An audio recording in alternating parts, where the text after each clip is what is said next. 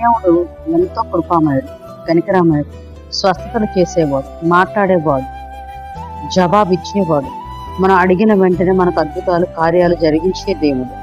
కానీ చాలా మంది కూడా క్రైస్తవులు దేవుణ్ణి ఎరక్క దేవుని నామంలో విశ్వాసంలో ముందుకు వెళ్లకుండా అవిశ్వాసులై ఉండి ఎక్కువ లోకం వైపు చూస్తూ ఉన్నారు. కానీ ప్రభువుని యేసుక్రీస్తు అయితే నన్ను నమ్మి విశ్వసించిన వాడికి నా యందు సమస్తము సాధ్యమే అని చెప్పేసి తెలవించుకుంటూ వస్తుంది. ఆవగింజంత విశ్వాసంతో మనం ముందుకెళ్తే దేవుడు మన పట్ల ఎన్నో అద్భుతమైన కార్యాలు జరిగించే దేవుడు.